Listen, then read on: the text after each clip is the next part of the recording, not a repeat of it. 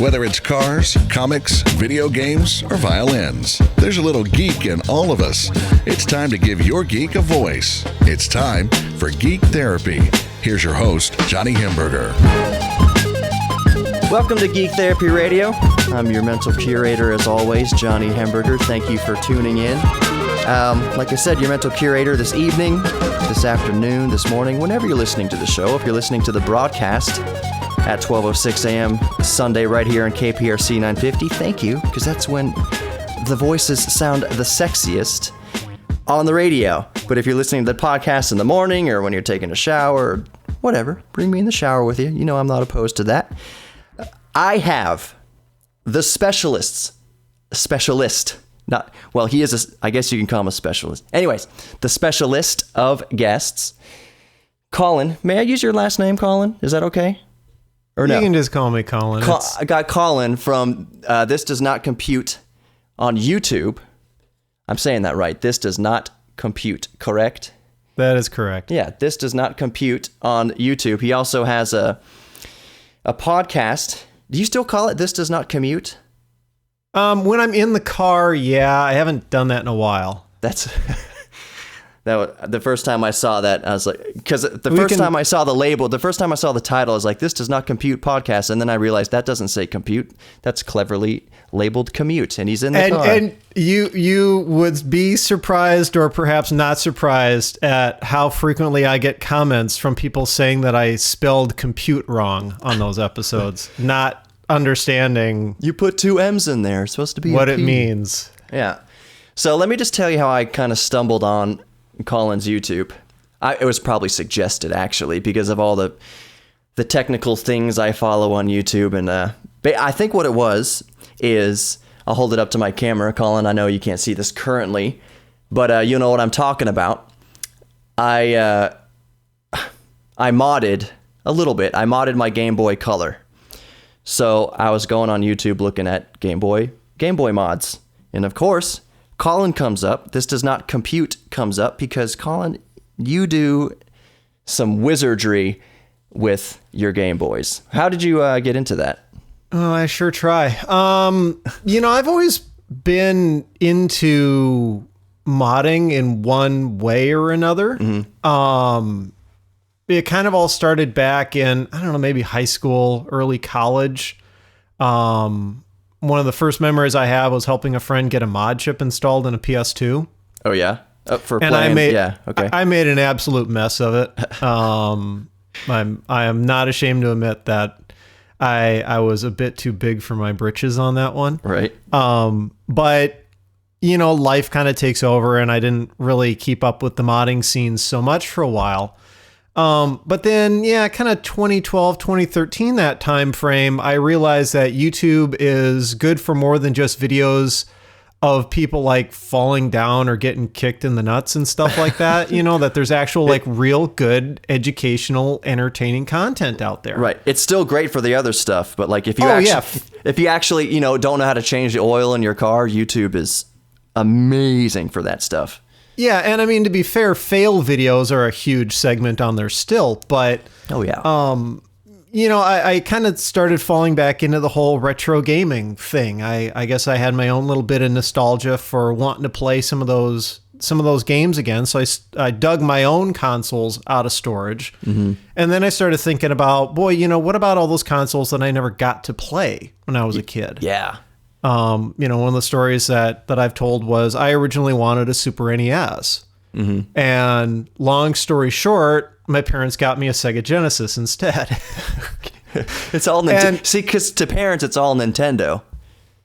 You could be playing Sega and your mom says, turn off the Nintendo. And you're like, Mom, it's a Sega. Right. Well, I think that their thought was a friend of mine was going to get the Genesis. And so they figure, well, if we both had a Genesis, then it'd be easy for us to both play the same games. And it's like, no, that's kind of not how this works. He gets the Genesis, I get the Super NES. So you both can kind of switch and go to each other's house. So we can play different games. Like, it doesn't do us any good if we both all get copies of the same games. Right. But, 2012, 2013, it's like, I've got a little bit of money now. I'm an adult. I can spend money on whatever I want. And I start looking into, what are the prices on some of these used consoles? And at that time, they were pretty cheap.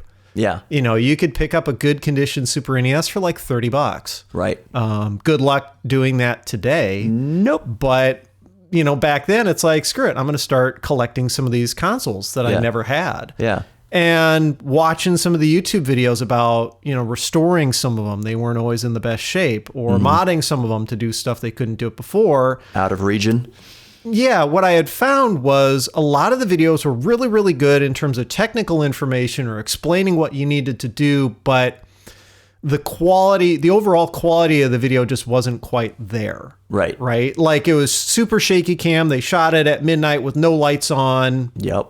They didn't really visually show you what you needed to see. They just kind of waved the camera around, did a quick jump cut about, hey, I just did this already and here's what I did. Well, show me you actually doing it. Right.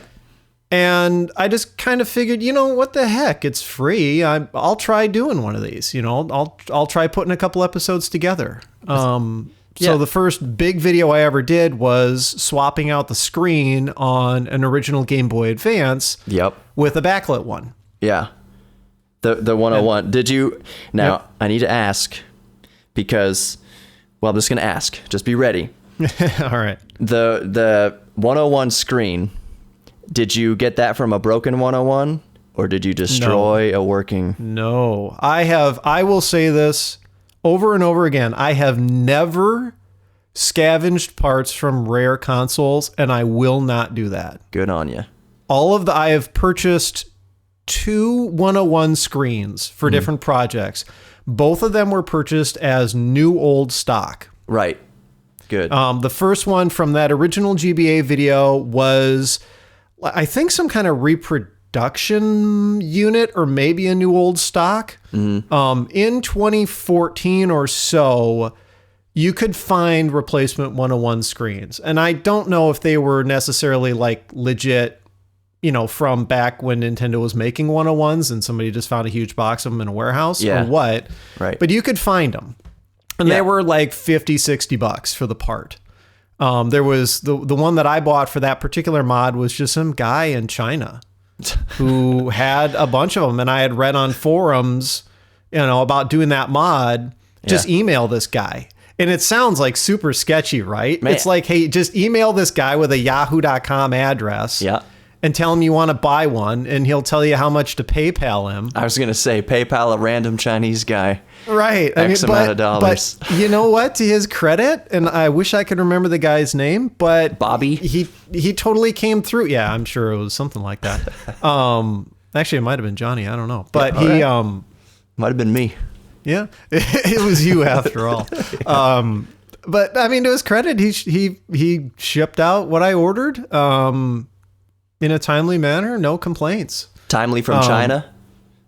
Actually, pretty quick. I think it only took maybe a week. I think he actually spent a couple of bucks on shipping and not like the whole, where it takes 3 years to get to you kind of deal. That's there have been some purchases I've made from China where the shipping is like $1.26 from China. And it's like, how is that even possible? Oh, I've literally bought stuff from China. Like big things. Where it was, well, even if it was a little thing, where the entire purchase was $3 on eBay. You're right, and you're like, how are they making money on this? Free shipping. Yeah.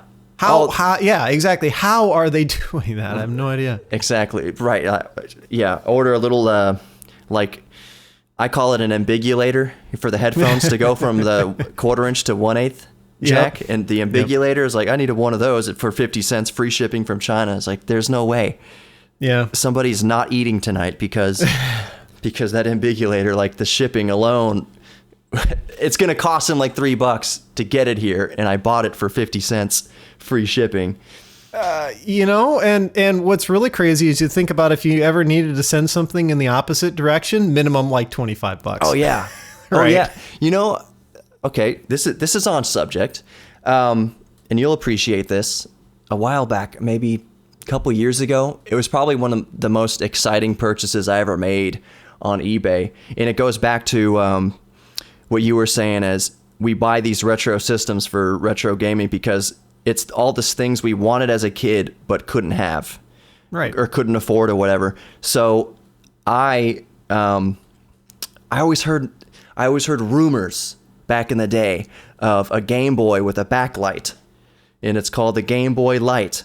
Yep. And, you know, as an adult, I remembered that. It's like, oh, wait. I saw it. I was like, it's a real thing. Kind of like when back in the day, kids used to say, yeah, my friend had a hoverboard, but they had to take it away because it was illegal or something like that. Right. Yeah, exactly. So the Game Boy... I remember that. So the Game Boy Light to me was kind of like the fabled hoverboard. So I found a Game Boy Light on eBay in pretty good shape with the matching battery cover that it came with. The battery cover, that's a big deal to all you retro gamers out there thinking about, you know, your struggles buying vintage Game Boys and stuff. If it comes with a battery cover, that's worth its weight in gold. Yeah, so, don't lose those. Yeah. You can 3D print them, but who wants to do that?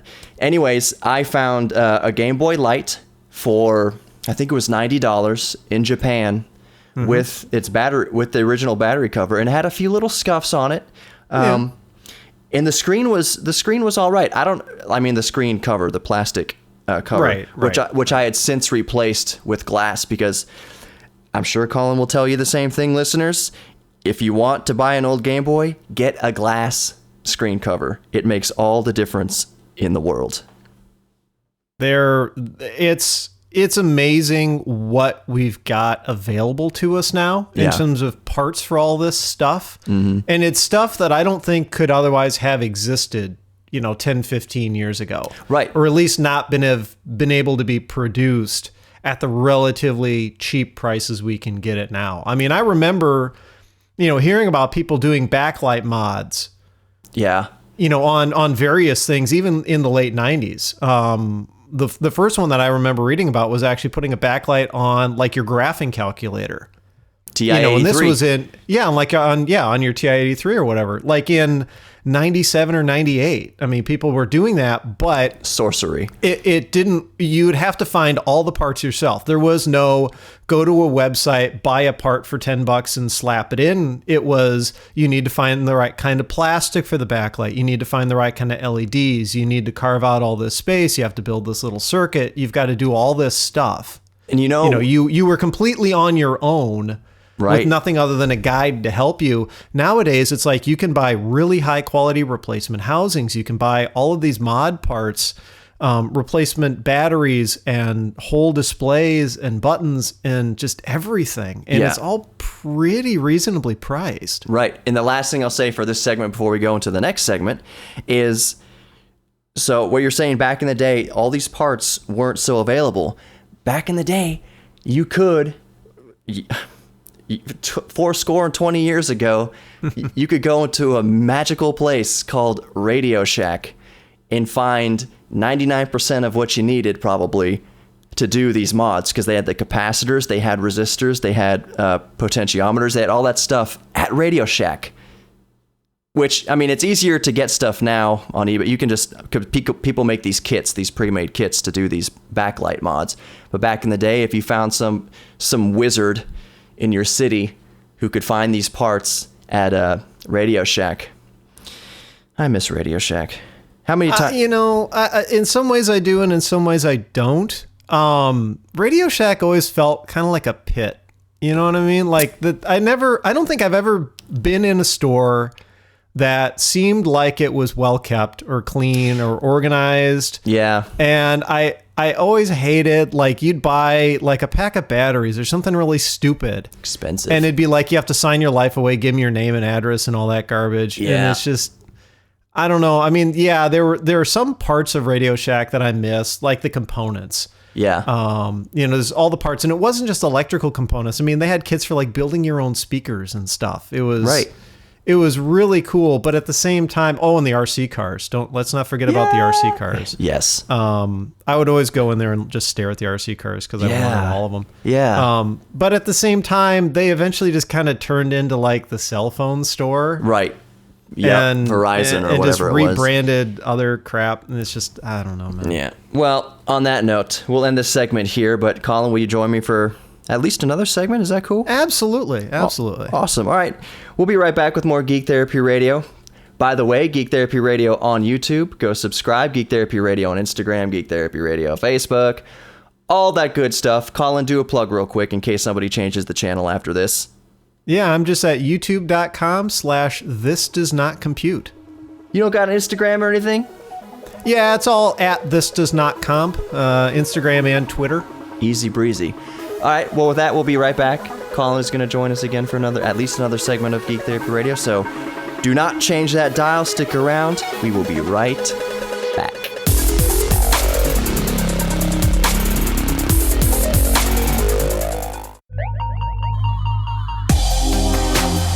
Welcome back to Geek Therapy Radio.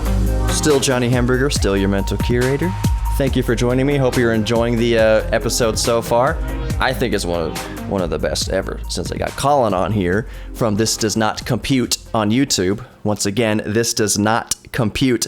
It is an awesome channel where he shows you all sorts of ways to mod your retro gaming systems. Like I said in the earlier segment, I found him because I was interested in modding my old Game Boy in biverting and backlighting and all that kind of stuff. So that's how I found Colin's channel. We were just reminiscing about Radio Shack, how it was both good and bad, and I do remember that. Every time you had to check out, if like you said, if you wanted to buy some batteries, they said, well, what's your social security number? What's your mother's maiden name? Where were you born? We need a fingerprint. Like, why do you need all this? I'm just trying to buy I know. And my dad, I think he secretly loved it because every time he'd go and buy something there and they'd ask him for all that crap, he would just get so upset at them. No, you can't have that. No. Oh, but sir, we just need, no, you can't. And I think at the point he kind of just enjoyed screwing with them like that, maybe. Right. I don't know. But it was just... See more butts? Yeah. That would have been entertaining. Come up with different identity every time. Who do I want to be today? I don't know. 121 Booby Street? Yeah. Anyways, so I had mentioned to you before we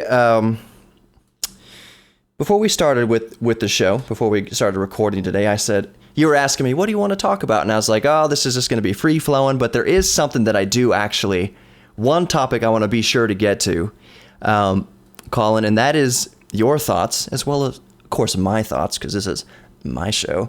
It is your show.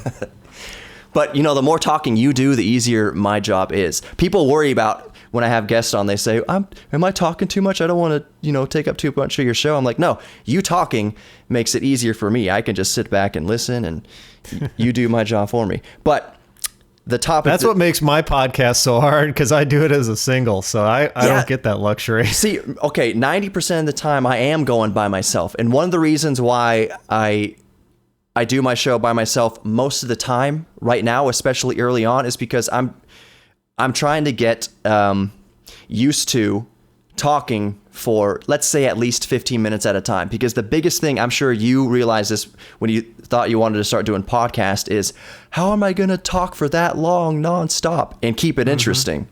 Yep. So I'm doing 90% of my shows right now by myself, just talking. And what I'm finding out is I really need to have my stopwatch going, have a timer going, because my bosses really don't like it if the show goes on goes on too long. But I'm like, you know what? My show airs at midnight. There's not a ton of commercials, and I would think that the audience is going to want to hear more show than just like PSAs and Phil at midnight. Right. So I'm gonna, for right now, I'm just gonna milk it a little bit longer, which is completely fine. And what's interesting is the more you do it, and I don't want to derail from the other topic that you want to talk about, no, but good. You're fine. The more you do it, the better sense of time that you get. Yes, absolutely. I've kind of gotten to the point where I can kind of feel how long it's been. Right.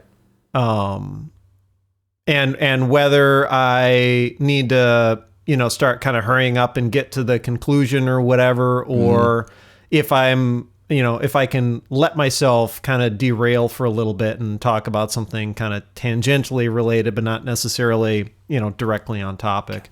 Do you guys hear these big words we're throwing around here? Tangentially. Yeah. There you go. That's people's, those word calendars. Word of the day. Tangentially. My goal is to make people think. Absolutely. Sometimes I'll use big words and most of the time I think people will just be like, I don't know what that means and gloss over it. But every once in a while, I like to think that somebody will pause the podcast and go, I don't know what that word means. Let me look it up. Yeah. And you know, also, well, here's two things, listeners. Let us help you out a little bit. Not that we're patronizing you at all, but it's a skill that we all must use, and that is context clues.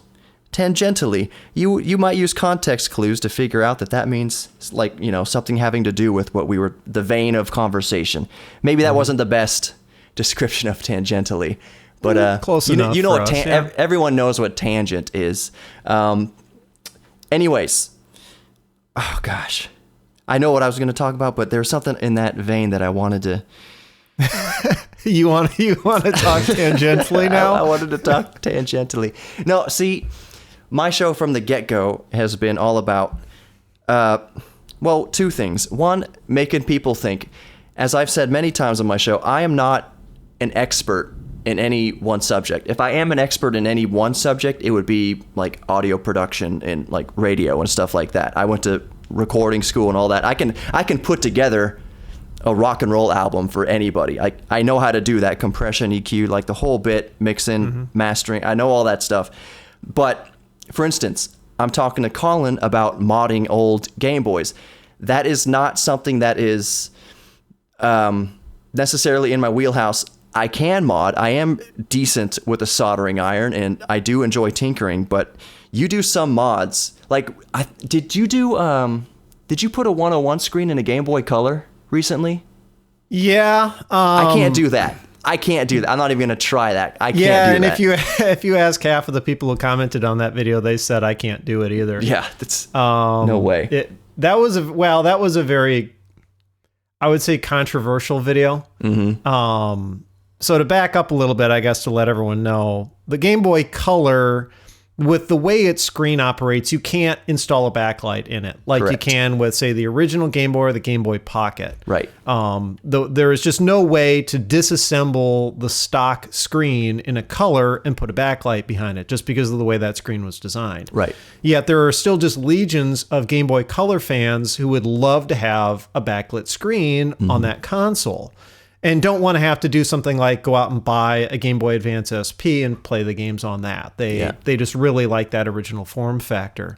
Me too. And a really smart guy who goes by the name Ben Ven, he came up with a kit that basically lets you use the screen from a Game Boy Advance SP and connect it to the board in a Game Boy Color and have it work. Yeah. It's not just as simple as like a little adapter cable. There's actual chips and logic and programming and stuff involved in this. Yeah. And I did an episode on that, and it works. The mod works fantastically. The challenge that I face with all of my videos, but especially that one, is how do I present it? How do I show it in such a way that it inspires confidence in people to make them believe that they actually can do it or that they should try? You know, instead of just looking at it going, oh, I can never do that, and giving up. Right. You know, I want people to do these mods. I never try to come up with these episodes as being like a, hey, look at what I did kind of an angle. I don't really want to show off. And in most of those episodes, I never even appear on screen myself. True. It's all about trying to get, people to want to do that on their own.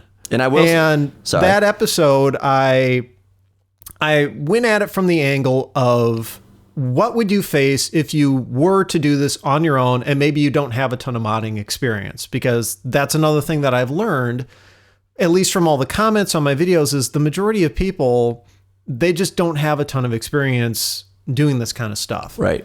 So I went at that mod from the perspective of, okay, maybe I've got some experience, but not a ton. What are the challenges that, someone in that scenario would face? Right. And so there were a couple of things that I intentionally didn't do. One of them was a whole bunch of really delicate modification to the housing of the console to literally get everything to fit.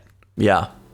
And that's something that I pointed out in the episode as, look, this is going to be a challenge for people, and it's a bummer about the kit. I don't necessarily blame, this one guy's work for it. Right. I ended the episode saying this is the best way to play games on a Game Boy Color. But I intentionally didn't, like go into super mod or expert mode to come up with the best Game Boy Color that I could, I stopped at the point of this is what 99 or 95 or whatever % of you are going to reach to the point and then realize that this is kind of exceeding your skills. Right. And I just got roasted over the coals for that episode.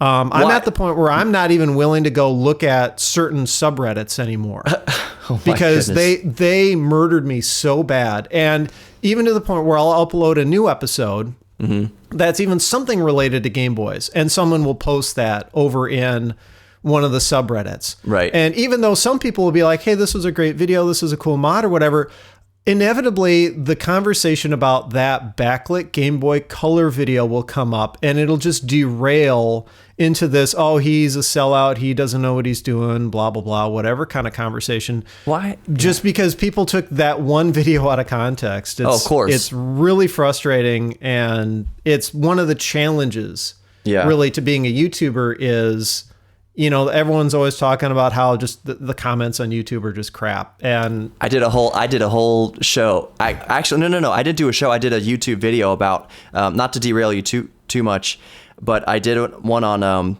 you're derailing me. I thought I was derailing you. No, see, it's okay. I'm just going to say, are we talking about the thing you always wanted me to talk about? No, we'll probably say that for the next segment, if that's all right, if you want to stick around for another one. I just want to make sure that we're not like completely going off the tracks here. It's not. This is all really valuable insight. And so YouTube comments being a cesspool sometimes of misinformation and just derailing the idea of the video. For instance, I don't know, do you subscribe to Linus Tech Tips at all? I don't subscribe, but I watch them periodically. Okay. And I've got kind of mixed opinions. Right, as many people do. So they did a video recently of it was basically for 4K gaming. If you want to do 4K gaming, is your money better spent trying to build a PC that can do 4K gaming,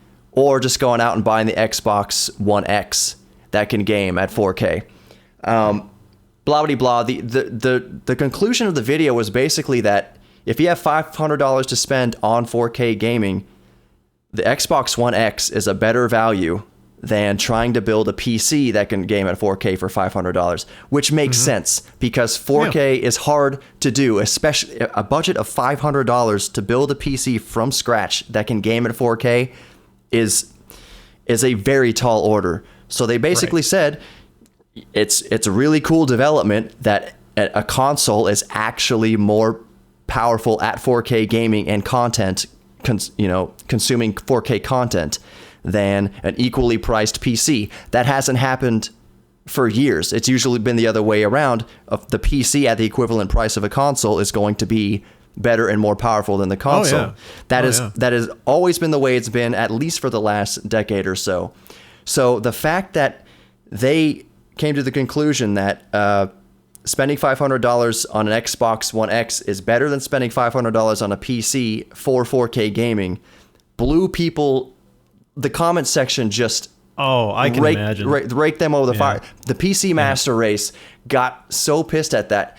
And here's the biggest comments that got the most upvotes were, or the most likes, were comments saying, yeah, but a PC is more versatile. You can do your homework and office work and stuff like that on a PC versus for $500 versus an Xbox that's only good at doing one thing. And I'm like, the point of the video was that one thing. Just gaming. Gaming. And here's the thing. I could even blow a hole in that argument. So I'll ask you, what do you think would be the minimum price you'd need to spend on a complete PC setup, assuming you have absolutely nothing? Right. Complete PC setup, including monitor. How much do you think would be the minimum you need to spend to get a 4K gaming PC? Oh, okay. Are you talking just rough number? What do you think? I think rough number $1,000 at least. Okay, so here's my argument against the people saying, well, the PC is more versatile. You could get a really nice laptop these days for $500. Yeah. So you add that $500 Xbox One X plus $500 for a laptop. Now you've got two devices, Yes. one of which is a lot more portable and a lot more versatile. I agree. Plus you have the benefit of if somebody wants to play the game console, somebody else can still use the laptop. I agree. And one of the points I brought up to those comments was, you know what? A $75 off lease Dell from like 2009 will kick the Xbox's, I'm going to say it, ass at word processing.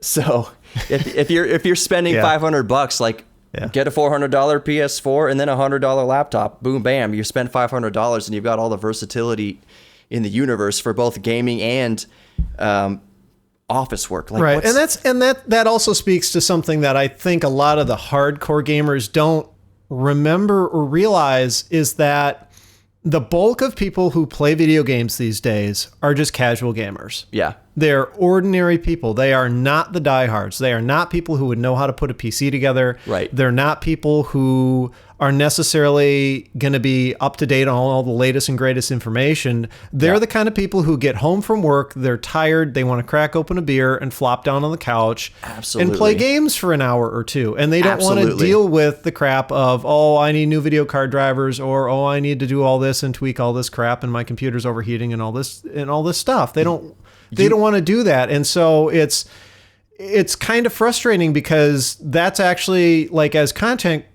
creators, where people like us who talk about this kind of stuff, we have to keep those people in mind. Yeah. And it ultimately just really, really tweaks the people who are super hardcore into gaming. So I've had to make a point of it in multiple podcast episodes when I've talked about, what I think of a certain topic or a console or an industry trend or whatever. I have to remind people in the episode, look, here's the way it is. It's not just about what the diehard people want, because the diehard people alone are not enough to sustain the gaming industry. Exactly. On that note, we will be back. I can't even talk anymore. I forgot how to talk. We'll be right back with more Geek Therapy Radio. Colin is going to stick around for another segment at least. Is that true? Yeah, I can do it. I'll have you on the whole show if that's cool with you. Works for me, sure. Yeah, unless they say something so offensive, you're just like, screw you, Johnny. I'm gone. Never coming on here again. All right, we'll be right back with more Geek Therapy Radio. Stick around. We will be right back.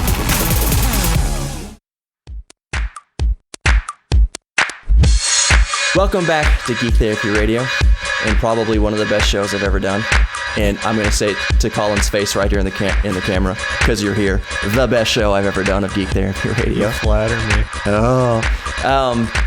Geek Therapy Radio Facebook, Geek Therapy Radio YouTube, all the social media. Just go to the Google, like your grandpa says, the Google, and type in Geek Therapy Radio, and you'll find it. You should also type in, on Colin's behalf, "This does not compute," and follow and like and subscribe all his stuff, especially the YouTube, because that's the bread and butter. Right? And what a small amount of bread and butter it actually is. See, one of my most popular videos I have on my channel is something that I did before I even had the radio show. Colin, I'm about to drop a bomb on you, which might make me the king geek of all time. That's a big claim. That is a big claim. Okay, I'll set it up like this. Several months ago, maybe a year ago, I think right when I started my show, so several months ago, I said, you know what? I never had a Commodore 64 growing up, so I want to go buy a Commodore 64. So I went on Craigslist and I found a guy, an electrical engineer who refurbishes Commodore 64s. Nice. So here's the big geek part. Here's the geek bomb. I hopped in my 1983 DeLorean to go buy a Commodore 64. So there you go. That's it. That's the geek bomb. It doesn't get any more retro, any more geek than I'll show up to buy. Although I've got a bit of a geek bomb for you. All right. When I was a little kid, and still now, I was a huge fan of Back to the Future. Mm-hmm. Now, I'm fortunate enough to have an aunt who worked for Universal Studios theme park division back in the early 90s. Okay. Right around the time that they opened the Back to the Future ride in Orlando. Awesome. I got to sit in one of the DeLoreans from the movie. Like one of the actual on-screen used. The hero car. They had 7 of those that they used. Some of them were more for the wide shots. Yeah. Where it was like stunt drivers doing it. Right. But they had one that was for all the up close when they're outside the car shots. Yeah. And they had that one there. man. They were getting it prepped because they were going to put it on display for a little while when they opened the ride. Oh, so my not only did I goodness. get to walk through the ride when it was still under construction, but I got to see the DeLorean. You lucky bastard. The one that Doc rolled out of the trailer. Yep. Oh. Yep. The hero. See, Complete with the dent on the hood from when Michael J. Fox would slide across it in some of the shots. oh.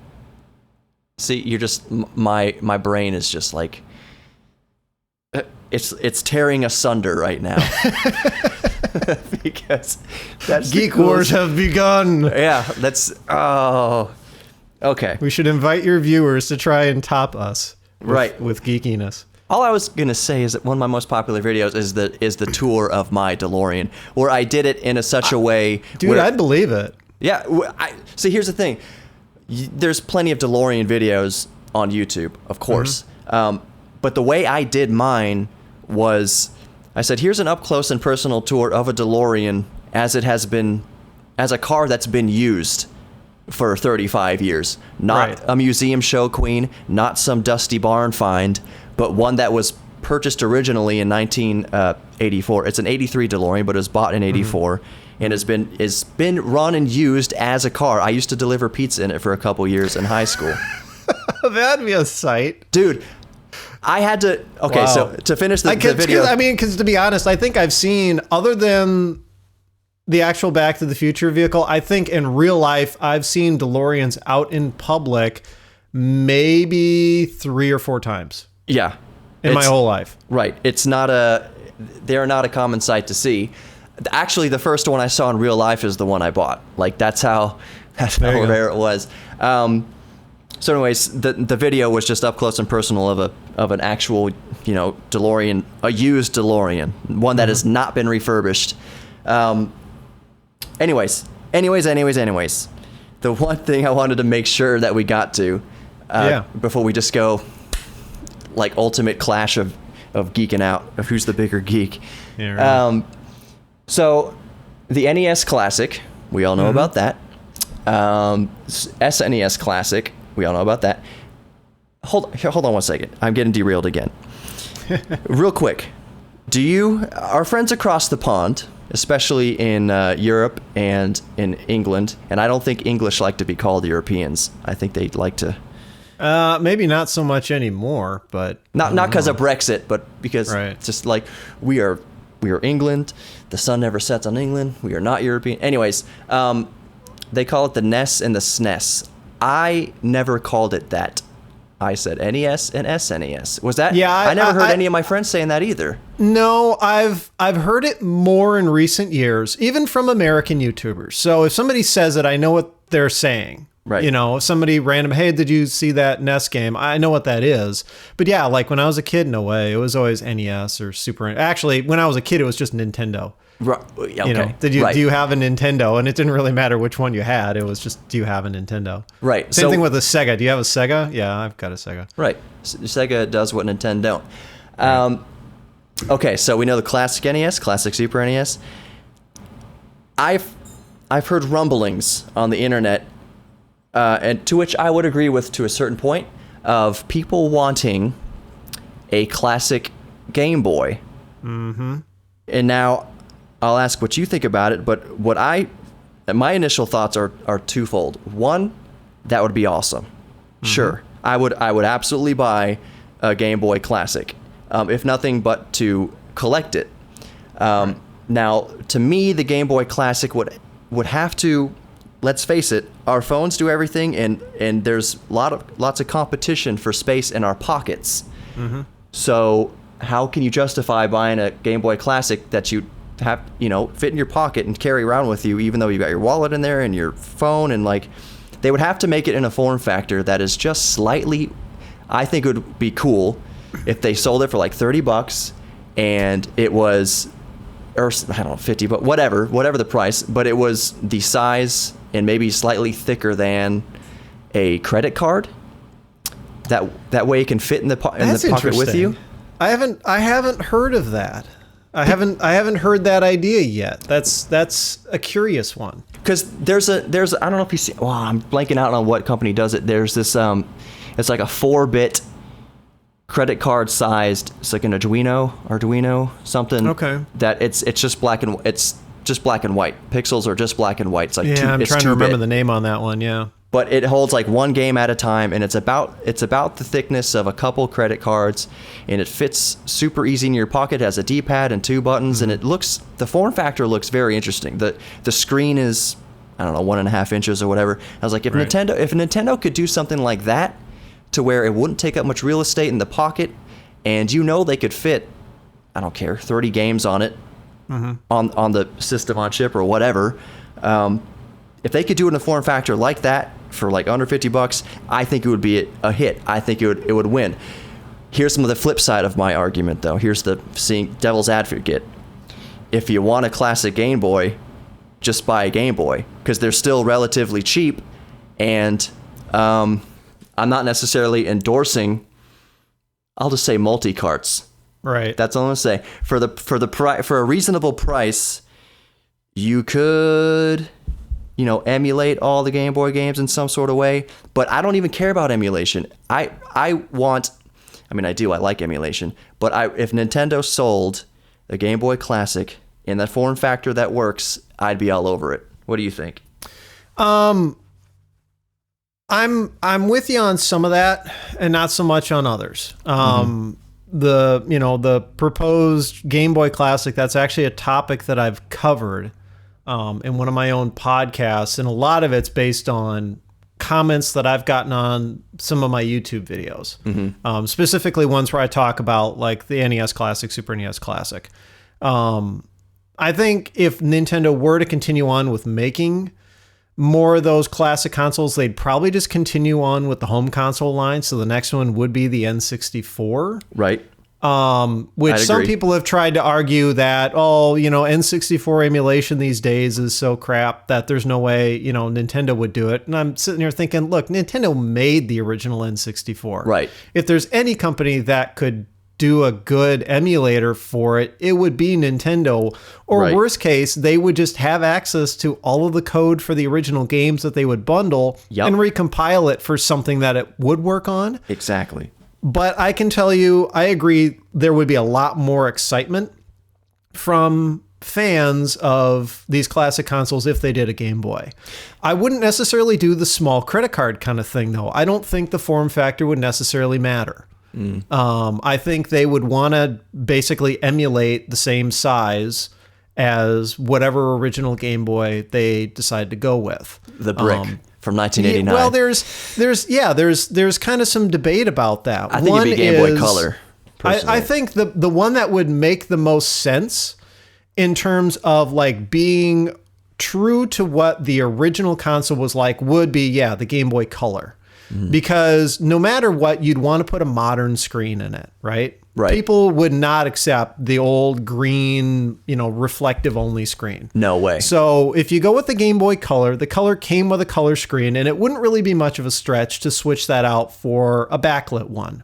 Right. And the Color played all the original Game Boy games out of the box. So it wouldn't really be all that weird or unnatural to have a mix of native Game Boy Color games and original Game Boy black and white games on there too.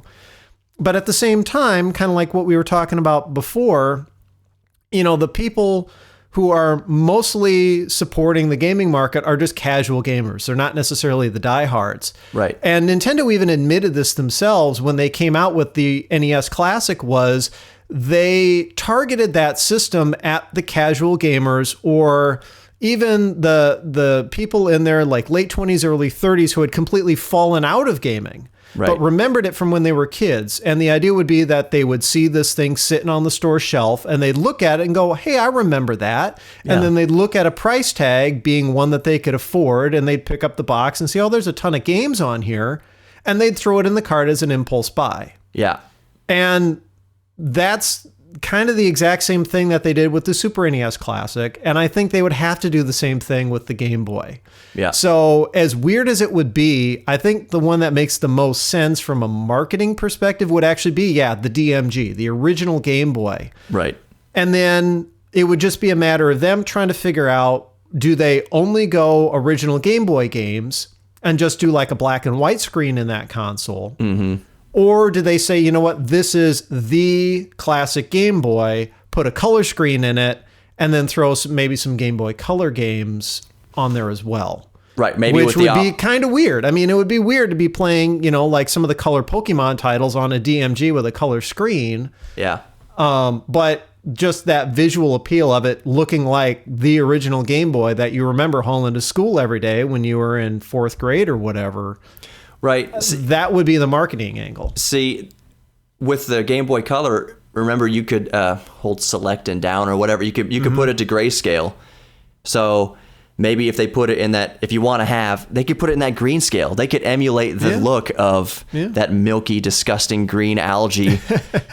I'm sure that would DMG. be that could definitely be like one of those optional screen filter kind of things, right? Like a shader, like on the SNES Classic, you can do the artificial scan lines for CRTs, right? I know plenty of people would not want to turn that on, just based on how much demand there is for good quality looking, images off of these retro consoles. Most people wouldn't turn it on, but I think some people for fun would. Absolutely. The big challenge that I see to a console like that is actually going to be the price. Yeah. There are so many really cool things that they could do with a Game Boy Classic. And let's assume that they go with the original DMG kind of style with a color screen in it. The build cost for them for some of the basic stuff would be pretty cheap. I mean, those LCDs go for like $1 or $2 these days in bulk quantity. Right. They could even reuse the architecture from the NES or SNES Classic, which those two are practically identical from a circuit board perspective anyway. Yeah. They've already got kind of the foundation for what that console could be, but the thing that would kill them would be they'd have to throw a battery in there. Yeah. And then what do you do about game licensing? Yeah. That's always going to be a factor. And then the optional things that could make or break the console, like link cable support. What do you do about link cable? And one of the ideas I had was forget doing a physical link cable, Bluetooth. Yeah. Right, exactly. Let them pair through Bluetooth. Right. And then you kind of can start going into the weeds about, well, do you even put a cartridge slot on the thing? Maybe you could let the thing play original games. Right. Maybe not. Or what about an HDMI out port? Because plenty of people would want to hook that up to a TV and play it that way. And I think all of that stuff added together would push a console like that well above the ability for Nintendo to sell it for, say, $60 or $80. Right. I think in order for them to make a decent profit on it, you'd be looking at them charging $120 or so. True. And then suddenly it's like, well, why wouldn't I just buy like a 3DS? True. On that note, let me pause it real quick here so we can get into the next segment. I'm not sure how much time we have left. The next segment might be kind of short. Colin, do you want to stick around for that? I can do one more, wrap up. All right. Yeah. We'll be right back with more Geek Therapy Radio. I'm going to check my time, see how much time we have left for the final segment, and we will be right back.